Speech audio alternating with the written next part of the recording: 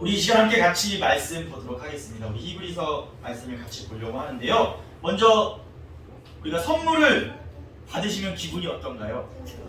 좋죠. 네. 선물은 우리에게 큰 기쁨을 줍니다.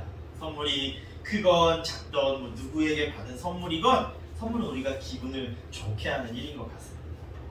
예수 그리스도께서도 우리를 구원하여 주신다는 것은 이전에 우리가 가지지 못했던 새로운 구원을 선물하여 주셨다는 것입니다.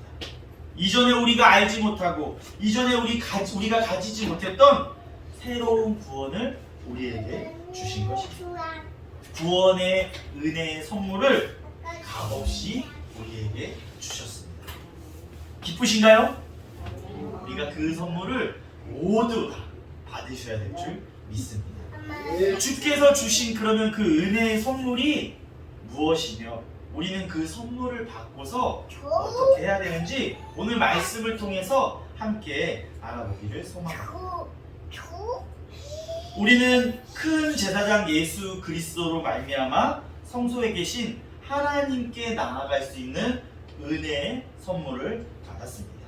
우리가 오늘 같이 본 히브리서 10장 19절에는요 우리는 예수의 피로 힘입어서 성소에 들어갈 수 있는 담력을 얻었다고 말씀하고 있습니다. 구약의 율법에서는 1년에 단 하루 대속죄일에 대제사장이 그 성전의 지성소로 들어갈 수 있었습니다. 지성소는 언약궤가 있는 곳이며 하나님이 임재하는 곳이었습니다. 그래서 그 성소와 지성소는 지극히 거룩한 곳이었기 때문에 자격이 없는 자는 성소에 들어갈 수 없었습니다. 자격을 갖춘 제사장이라도 율법의 절차를 따르지 않고 그곳에 들어가게 된다면 죽임을 당할 수밖에 없는 곳이 바로 성소와 지성소였습니다. 그렇기 때문에 감히 이스라엘의 일반 백성들은 그곳에 들어갈 생각조차 할 수 없는 곳이 바로 성소와 지성소였습니다. 이스라엘 백성들은 이 지성소에 들어갔다 온 그 대제사장을 통해서 하나님을 만날 수 있었습니다. 이때에는 또 반드시 제물이 피를 흘리는 그 속죄 제사를 하고 나서 그곳에 들어가야 했던 것입니다. 그러나 우리는 이제 예수 그리스도가 오셨기 때문에 예수님이 십자가에서 죽으심으로 그 지성소의 입구의 휘장을 찢으셨기 때문에 우리는 누구나 그곳에 들어갈 수 있고 하나님을 만날 수 있게 되어진 것입니다. 대제사장이신 예수님을 통해서 하나님께 나아갈 수 있는 길이 활짝 새롭게 열렸습니다. 우리는 이제 그리스도의 피로 말미암아 하늘의 성소에 들어갈 수 있는 자격과 담력을 얻었다고 이야기하는 것이 오늘 히브리서 10장 19절의 말씀인 것입니다. 아까 말씀드린 것처럼 히브리서 10장 20절에는 성소에 들어갈 때 휘장을 반드시 통과해야 하는데 이는 예수님의 육체라고 이야기하고 있습니다.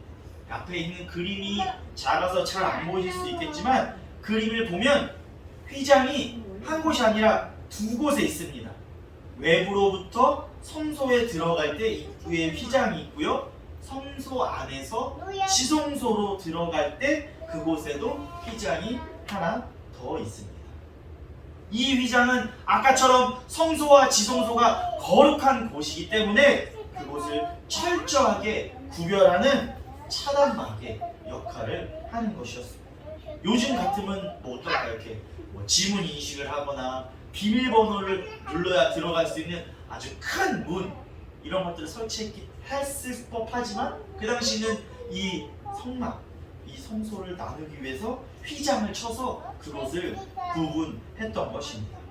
그러나 이제는 예수 그리스도께서 십자가에서 죽으셨을 때 그 성소 안에 휘장이 찢어졌다고 이렇게 말씀하고 계십니다.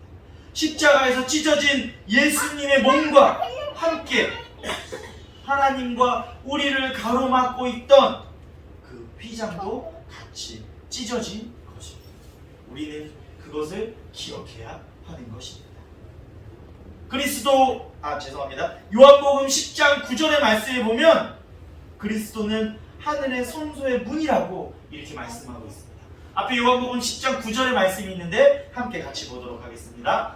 시작. 내가 문이니 누구든지 나로 말미암아 들어가면 구원을 받고 또는 들어가면 나오며 꼴을 얻으리로다. 아멘. 또 요한복음 14장 16절 같이 예수님만이 생명을 향한 길이요 진리라고 이야기하고 있습니다. 우리 요한복음 14장 16절도 같이 보도록 하겠습니다.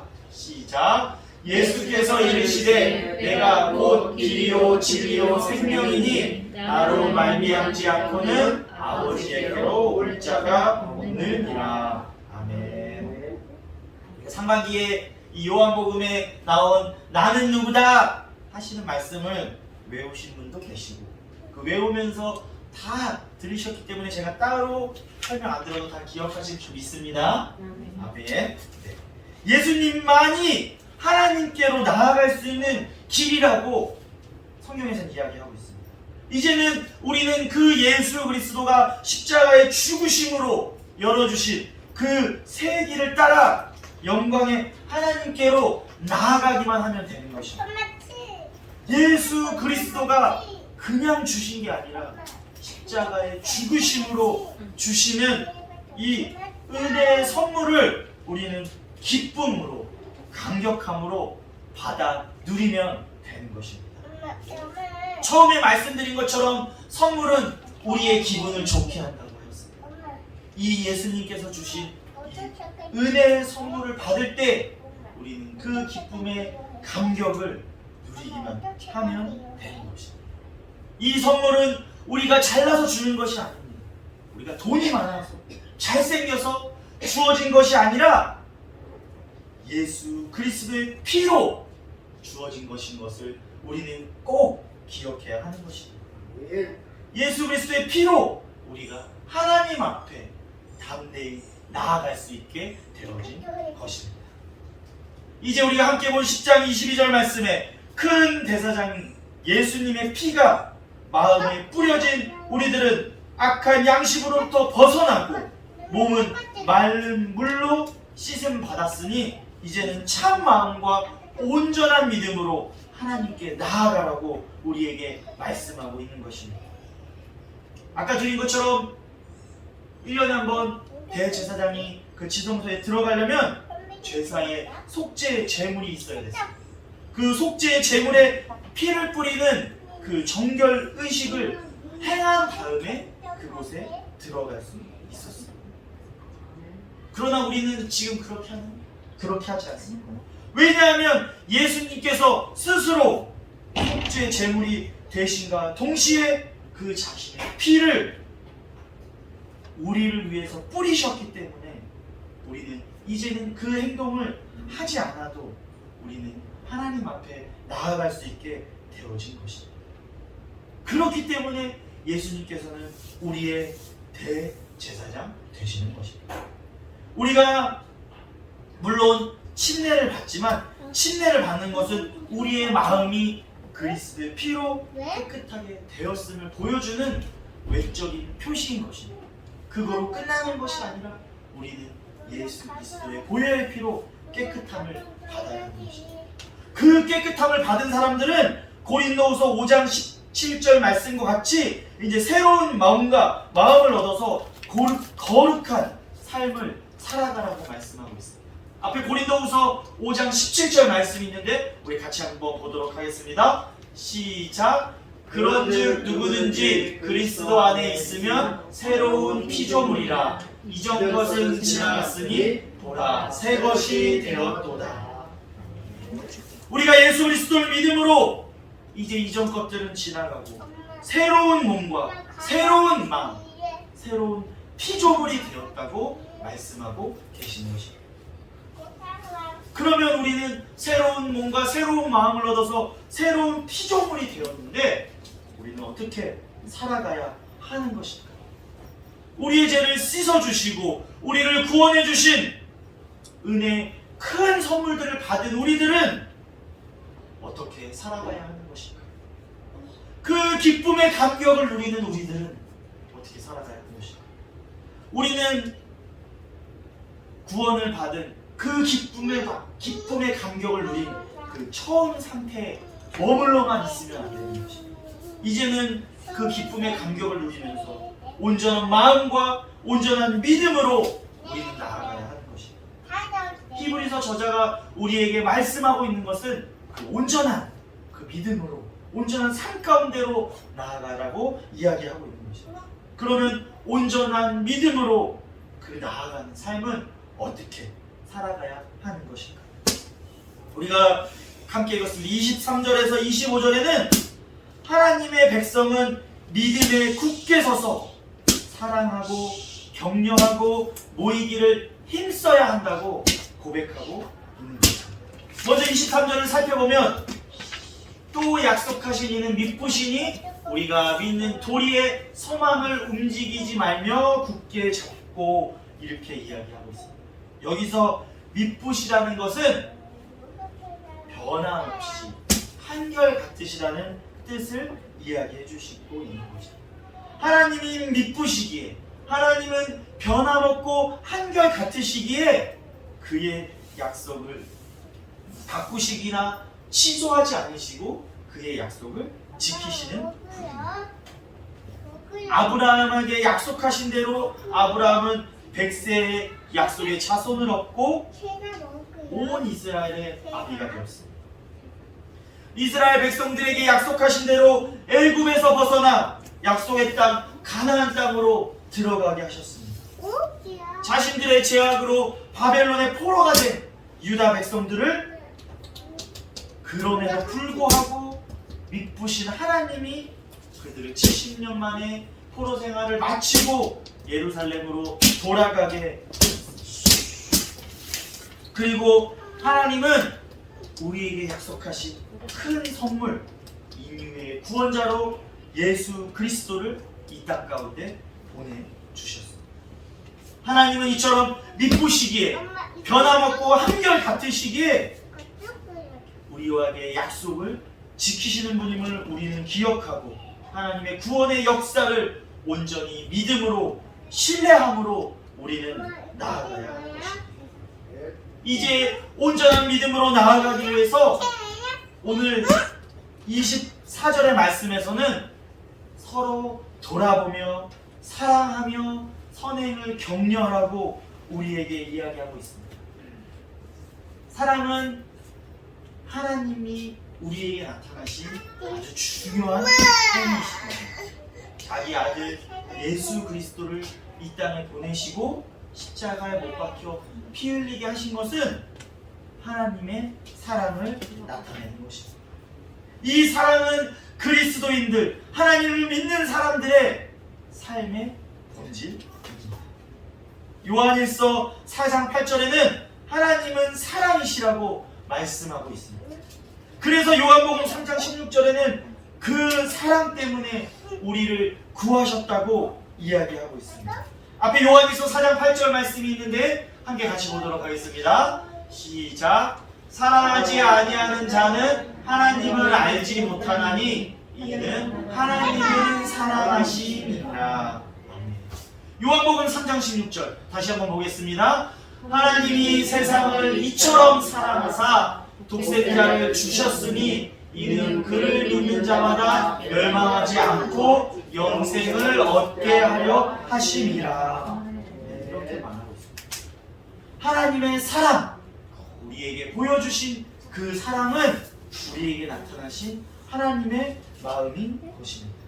그러므로 하나님을 믿는 사람들, 하나님의 신자들이 따라야 할 개념을 우리가 두 가지로 마가복음에서 이야기하고 있는데요. 우리가 잘 아는 것처럼 첫 번째로는 누구를 사랑하라고요? 하나님을 사랑하고, 두 번째로는 이웃을 사랑하라고 우리에게 말씀하고 있는 것입니다. 하나님은 사랑이시기 때문에, 하나님이 세상을 이처럼 사랑하시기 때문에 하나님을 믿는 사람들, 신자들도 하나님을 사랑하고 이웃을 사랑하라고 우리에게 말씀하고 있습니다. 그렇기 때문에 그 선행은 사랑하는 마음을 근본으로 한 우리의 모든 행동을 말하고 있는 것입니다. 우리는 단지 하나님을 사랑하는 그 선의 행동에만 멈춰 있으면 안 돼요. 선의 마음 상태에만 머물러 있으면 안 되고 그것을 행동으로, 올바른 행동으로 이어 나가야 하는 것입니다. 하나님을 사랑하는 선에만 머물지 마시고 이웃을 사랑하는 그 선행으로 나아가는 주원교회 성도님들이 되시기를 주님의 이름으로 소망합니다. 근데 오늘 말씀에는 우리가 온전한 믿음으로 나아가는 길만 이야기하는 것이 아니라 따르지 말아야 할 습관도 이야기하고 있습니다. 25절과 같이 우리가 따르지 말아야 할 습관은 모이기를 패하는 습관입니다. 우리가 24절처럼 서로 돌아보며 사랑과 선행을 격려하며 모이기에 힘써야 하지만 우리가 하지 말아야 할 건 어떤 것이라고요? 우리가 모이기를 패하는 것은 하지 말아야 할 습관이라고 우리에게 말씀해주고 있는 것입니다. 천국은 혼자 가는 것이 아닙니다. 천국에 가서 혼자 살기 위해 천국에 가는 것이 아닙니다. 천국은 우리처럼 믿는 사람들, 하나님 믿는 사람들의 공동체입니다. 교회 역시 믿는 사람들의 모임, 공동체입니다. 교회는 예수 그리스도께서 머리 되시고 우리가 각각 지체가 되어서 이루는 한 몸인 것입니다. 우리 혼자서 각 지체를 다 이룰 수 없어요. 성도들이, 믿는 사람들이 함께 모여서 이루는 것이 교회이고 교회의 지체인 것입니다. 그렇기 때문에 우리 교회가, 우리 공동체가 건강해지는 비결은 무엇이냐면, 저 앞에 빨간 글씨를 써놨는데요, 무엇이냐면 함께 모여서 예배드리고 교제하는 것입니다. 교회 공동체가 건강해지는 것, 우리 모임이 건강해지는 것은 함께 모여서 예배드리고 교제하는 것임을 우리는 기억해야 하는 것입니다. 우리가 하나님을 사랑하는 것은 어디서든지 할 수 있다고 이야기할 수 있습니다. 집에서도 예배하고 기도하고 말씀 보고 할 수 있다고 우리가 생각할 수 있습니다. 그러나 이웃을 사랑하고 선행을 실천하는 것은 혼자 할 수 없는 일인 것입니다. 서로 모여서 격려할 때 이루어질 수 있는 것임을 우리는 기억해야 하는 것입니다. 서로 사랑하고 선행과 격려를 하려면 우리는 가장 먼저 교회에 모여야 합니다. 예수 그리스도가 다시 오셔서 구원을 완전히 이루는 소망을 지키며 나아가기 위해서, 그 믿음을 지키며 나아가라고 우리에게 교회라는 공동체를 허락하여 주신 것입니다. 아까 말씀드린 것처럼 혼자 집에서 믿음을 지키고 살아가는 것이 너무나 힘들고 어려운 일이기 때문에 그 믿음을 함께 지켜나가라고 우리에게 주원교회를 허락하여 주시고, 주원교회 안에 믿음의 동료들을, 믿음의 이웃들을 보내주셨음을 우리는 기억해야 하는 것입니다. 옆에 있는 사람이 그냥 있는 것이 아니라 하나님이 우리의 믿음을 지켜나가라고, 우리가 하나님께서 구원을 이루실, 완성하실 그날까지 힘써 서로 격려하고 사랑을 하고 보내주신 사람임을 우리는 기억해야 하는 것입니다. 어떻게 옆에 계신 성도님들이 좀 다르게 보이시나요? 이렇게 들으면 우리는 그래야 하는 것입니다. 코로나 이후로 우리가 함께 모이지 못하고 예배드리지 못하니까 우리가 예배의 소중함을 얼마나 다시금 깨달았습니까? 교회 오고 싶어도 오지 못하게 할 때 우리는 그런 예배의 소중함을 깨달았습니다. 그러나 이제 사정이 나와서 우리는 함께 예배드릴 수 있습니다. 조금 사정이 나와서 함께 식사하고 함께 주변을 돌아볼 수 있게 되어진 것입니다. 그러한 이때 우리는 함께 모여서, 힘써 모여서 예배드리고 교회의 공동체와 모임의 소중함을 기억하고 나아가야 하는 것입니다. 오늘 성경 말씀에는 분명히 우리가 모이기를 패하는 습관을 떨쳐버리라고 말씀하고 계십니다. 모이기를 패하고 모이기 싫고 힘들어하는 그 마음들, 집에서 되겠지, 집에서 영상으로 되겠지, 집에서 내가 기도하면 되겠지, 그 마음들을 떨쳐 보이고 모이기에 힘쓰는 주옥교회 모든 성도님들이 되시기를 주님의 이름으로 축원합니다. 설교를 준비하다 보니까 이런 질문이 있다고 합니다. 우리가 살아가면서 나쁜 사람과 선한 사람들을 만나게 되는데 그 중에 누구의 영향을 더 많이 받게 될까요? 우리가 만나는 선한 사람의 영향을 많이 받을까요? 나쁜 사람의 영향을 많이 받을까요? 누구의 영향을 많이 받으시는 것 같으세요? 나쁜 사람의 영향을 많이 받으시는 것 같으세요? 선한 사람? 네, 그럴 것 같습니다. 그러나 정답은 다른 곳에 있어요.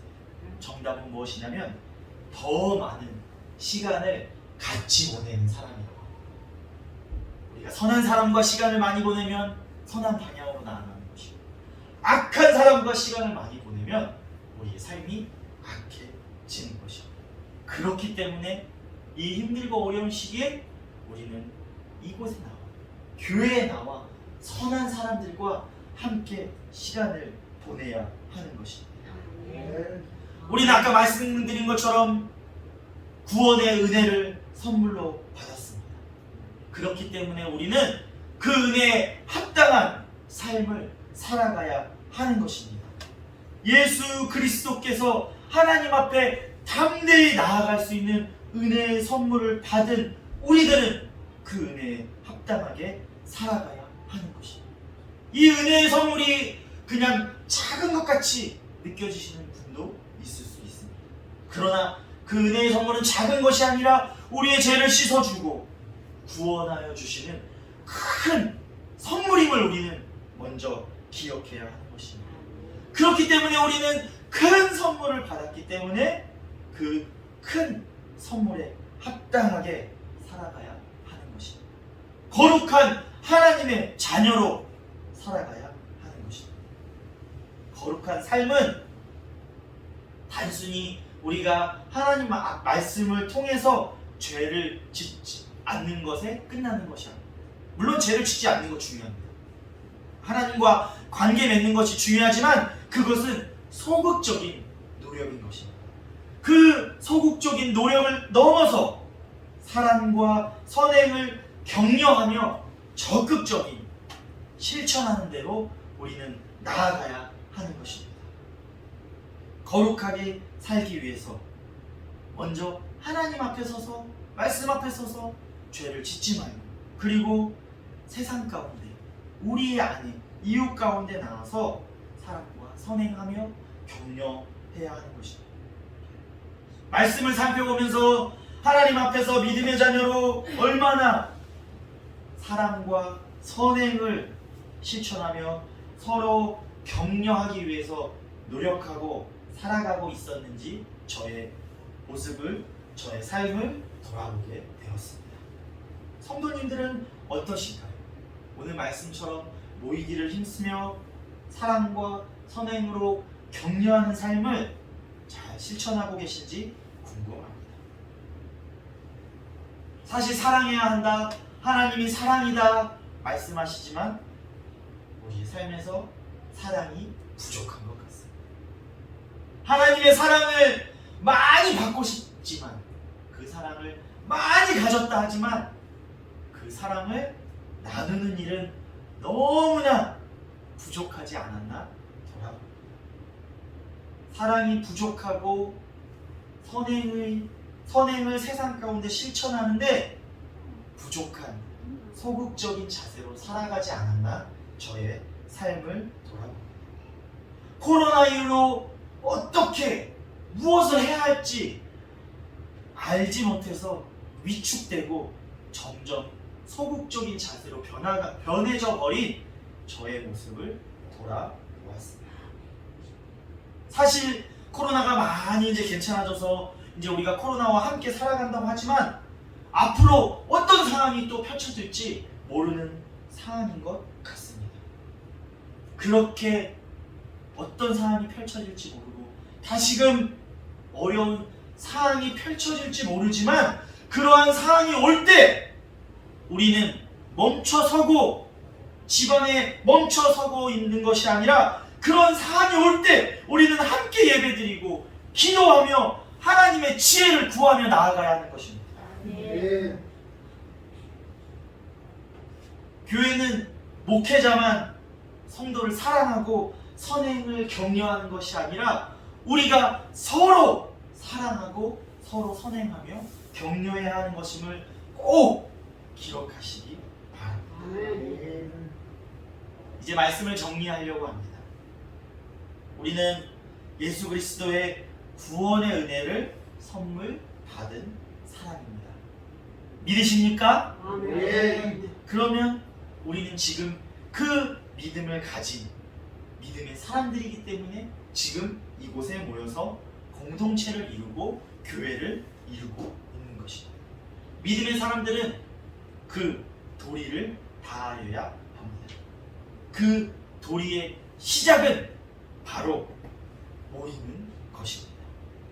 오늘 히브리서 말씀을 본 1세기의 히브리서 당시의 성도들은 사실 고난과 박해 가운데 있었습니다.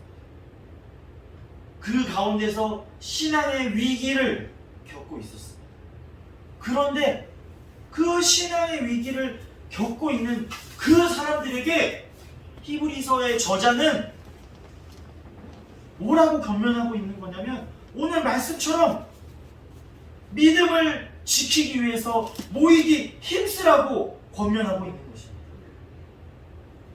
하나님을 믿기 위해서 신앙의 박해를 받는 사람들에게 야 이제 니네들이 박해받고 있으니까 다 숨어서 들키지 않게 예배드려라. 숨어서 신앙생활해라. 이렇게 권면하는 게 아니라 어떻게 보면 반대로 신앙을 지키기 위해서 모이기 힘쓰라고 권면하고 있는 것입니다. 우리가 이 말씀을 그래서 잘 기억해야 하는 것입니다.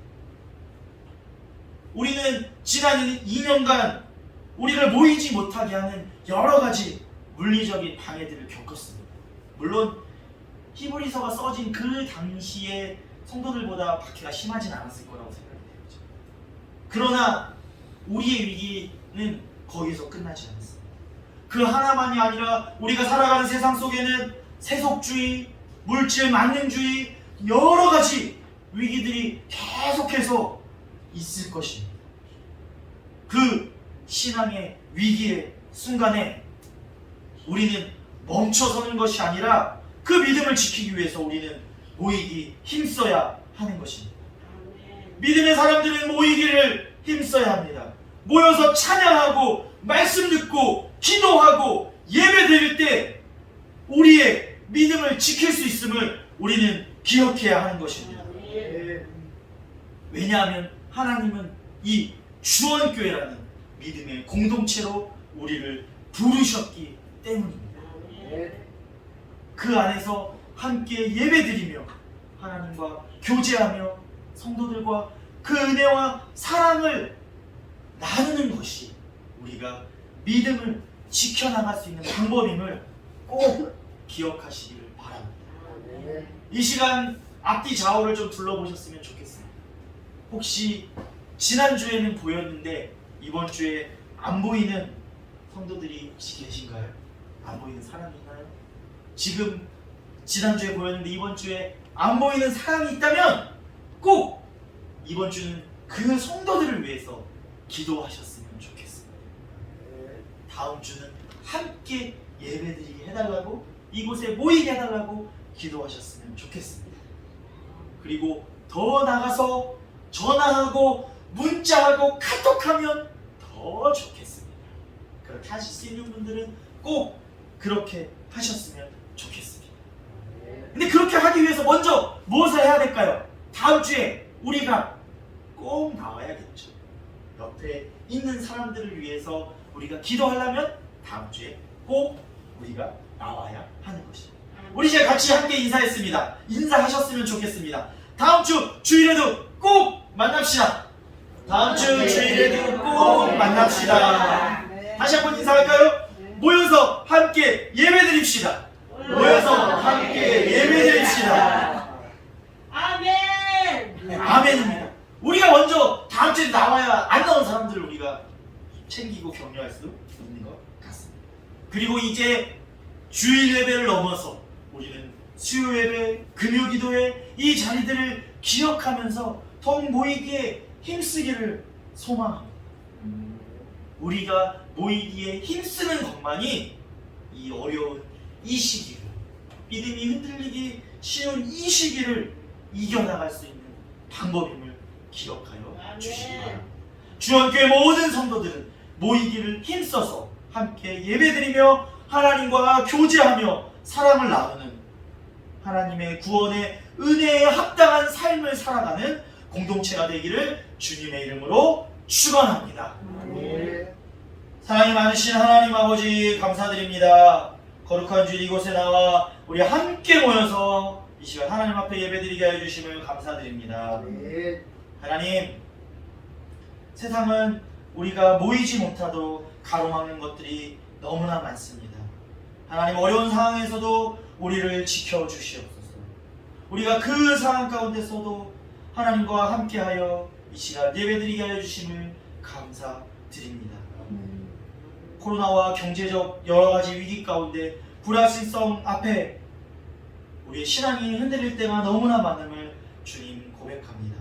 주님, 우리를 불쌍히 여겨주시고 우리와 함께하여 주셔서 우리가 믿음을 지켜나가게 주님 인도하여 주시옵소서. 오늘 말씀처럼 우리가 힘써 모이기를 소망합니다. 우리가 힘써 모여 하나님 앞에 찬양하고 기도하며 예배드리며 하나님과 교제하며 나아가게 하여 주시옵소서. 하나님, 그 가운데 우리가 서로 사랑하며 격려하며 나아가는 우리들 되게 하여 주시옵소서. 하나님, 우리가 세상 가운데 이웃 가운데 우리의 사랑이 너무나 부족했음을 고백합니다. 하나님의 사랑을 받기만 원하며 그 사랑을 나누지 못한 우리의 삶들을 돌아봅니다. 주님, 용서하여 주시옵소서. 하나님, 이제로는 하나님이 주신 은혜에 합당한 삶을 살아가기 위해서 서로 사랑하며 격려하는, 그러며 이 신앙의 위기를 넘어가는 주원교회 모든 성도들을 되게 하여 주시옵소서. 오늘 함께하지 못한 성도들도 주님 기억하여 주셔서 그들에게도 주님 역사하여 주시고 말씀하여 주셔서 하나님, 다음 주엔 이곳에 나와 함께 모여 예배드리며 격려하는 우리들 될 수 있도록 주님 인도하여 주시고 함께하여 주시옵소서. 이제 우리 주 예수 그리스도의 은혜와 하나님의 극진하신 사랑하심과 성령님의 교통 역사하시고 내주 임재하시사 충만하심이 사랑과 선행으로 격려하며 모이기를 힘쓰기를 소망하는 주원교회 모든 성도들과 가정과 일터 위에 이제부터 영원까지 함께하기를 간절히 축원하옵나이다. 아멘.